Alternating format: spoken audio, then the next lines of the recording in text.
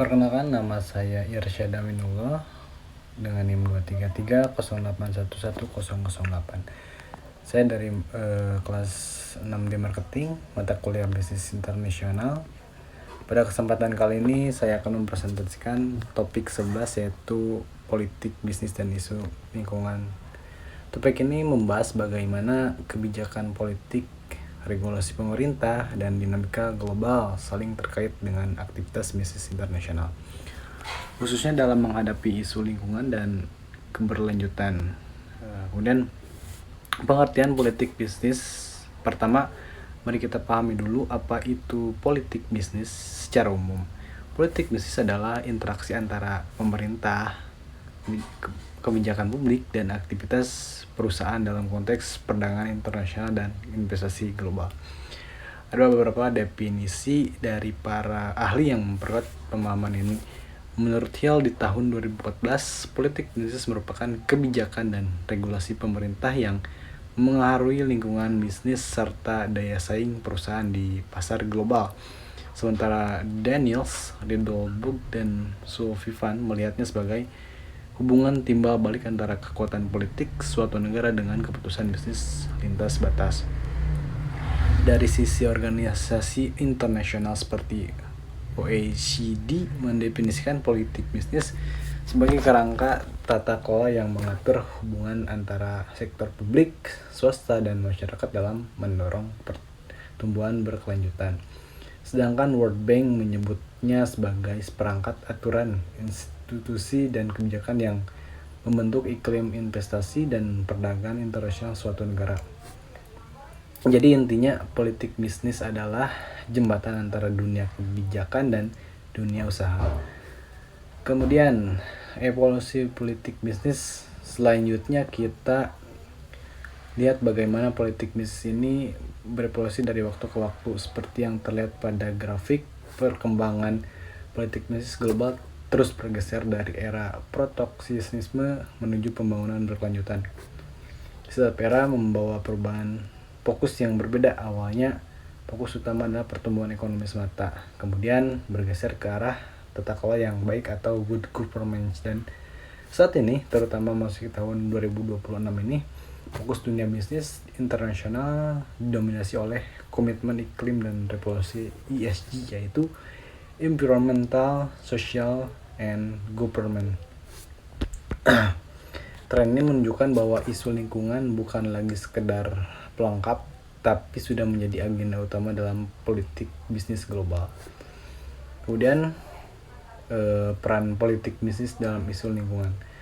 Lalu apa sebenarnya peran politik bisnis dalam isu lingkungan? Politik bisnis memiliki peran sentral dalam membentuk respon global terhadap krisis lingkungan. Melalui regulasi, insentif, dan perjanjian internasional, pemerintah dan pelaku bisnis bersama-sama mendorong transisi menuju ekonomi berkelanjutan yang bertanggung jawab.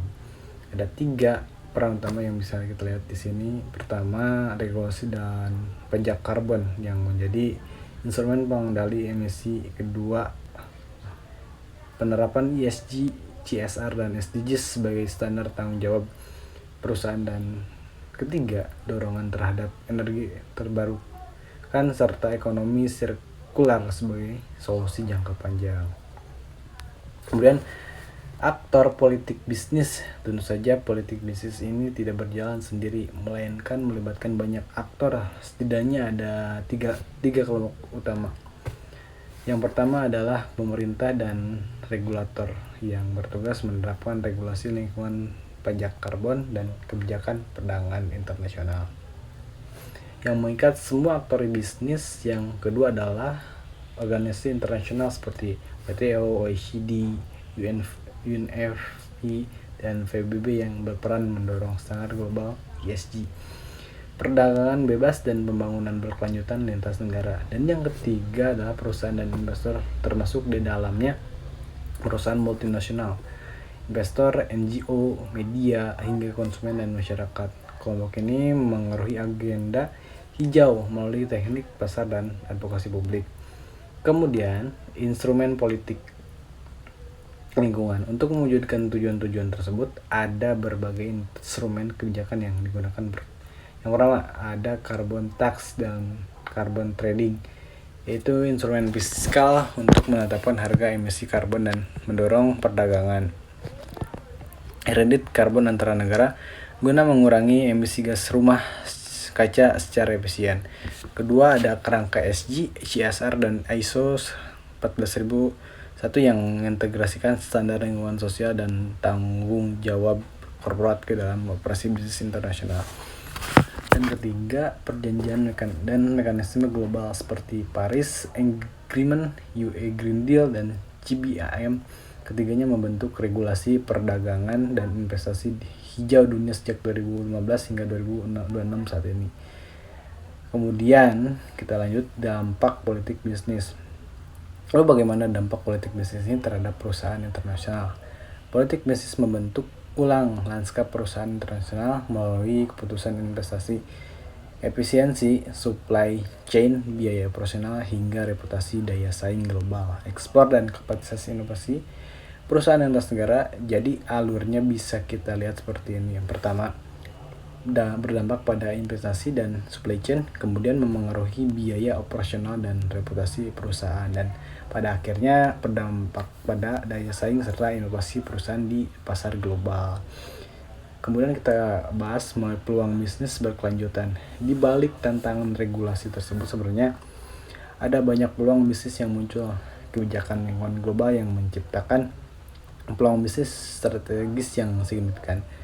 Beberapa contohnya adalah green investment atau investasi hijau, renewable energy atau energi terbarukan, electric vehicle, circular economy atau ekonomi sirkular, carbon market, green finance, sustainable supply chain, hingga green technology. Semua ini membuka potensi pertumbuhan baru bagi perusahaan internasional yang mampu beradaptasi. Kemudian kita tantangan politik bisnis, namun tentu saja ada tantangan yang menyertai setidaknya ada 3 kelompok utama. Tantangan utama pertama, political risk and regulatory risk, ketidakstabilan politik dan perubahan regulasi yang mendadak meningkatkan ketidakpastian bisnis lintas negara sehingga mempersulit perencanaan investasi jangka panjang. Kedua ada trade barrier, greenwashing, dan compliance cost, hambatan perdagangan, klaim lingkungan palsu atau greenwashing dan biaya kepatuhan tinggi menjadi beban signifikan bagi perusahaan internasional. Ketiga, teknologi gap dan konflik kepentingan, kesenjangan teknologi antara negara maju dan berkembang, konflik kepentingan antar aktor, serta ketidakpastian regulasi menghambat transisi menuju bisnis yang berkelanjutan. Kemudian sejarah kebijakan lingkungan global. Untuk memahami konteks lebih dalam, mari kita sedikit bicara sejarah lingkungan global. Perjalanan dimulai sejak Brundtland Report tahun 1987 yang memperkenalkan konsep pembangunan berkelanjutan, kemudian berlanjut ke Rio Earth Summit pada 1992, lalu Kyoto Protocol dan dilanjut pada 2015 yang menjadi tonggak penting komitmen lingkungan global. Kemudian kita akan bahas studi kasus CBAM di Eropa. Selanjutnya saya akan membahas suatu studi kasus yang sangat relevan, yaitu CBAM atau Carbon Border Adjustment Mechanism dari Uni Eropa. CBAM adalah kebijakan yang mewajibkan importer membayar harga karbon atas produk yang berasal dari negara dengan standar emisi rendah. Kebijakan ini berlaku penuh di tahun 2026 dan berdampak langsung pada ekspor Indonesia ke Eropa, khususnya untuk komoditas baja, aluminium, semen, pupuk, dan listrik. Transformasi industri nasional menuju dekarbonisasi dan meningkatkan daya saing hijau atau green competitiveness. Adapun Indonesia, berbicara tentang Indonesia di tahun 2026 ini, Indonesia juga sedang mengakselerasi implementasi ESG dan dekarbonisasi. Hal ini didorong melalui kebijakan pemerintah, strategi perusahaan, dan berbagai inisiatif hijau.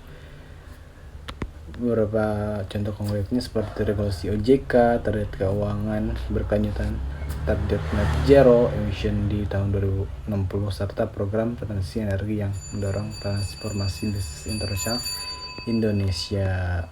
Kemudian untuk merangkum kondisi ini, bisnis saya akan juga melakukan analisis SWOT dari sisi strength, kekuatan revolusi SI mendorong inovasi, ada dukungan pemerintah untuk green economy serta meningkatnya kesadaran investor global terhadap isu keberlanjutan. Dari sisi opportunity atau peluang, green renewable energy, carbon market, dan sustainable supply chain membuka peluang bisnis baru yang sangat luas. Namun dari sisi kelemahan, ada tantangan berupa high compliance cost, rising greenwashing, regulator uncertainty, trade barriers, serta teknologi gap yang semuanya bisa menghambat proses adaptasi perusahaan. Kesimpulannya, dapat kita lihat bahwa politik, bisnis, dan isu lingkungan saling berhubungan erat dalam lanskap bisnis internasional modern. Penguatan regulasi ESG, transisi energi hijau, dan mekanisme seperti CBI menuntut adaptasi strategi dari seluruh pemangku kepentingan secara kolaboratif dan berkelanjutan. Mungkin hanya sekian yang dapat saya sampaikan. Wassalamualaikum warahmatullahi wabarakatuh.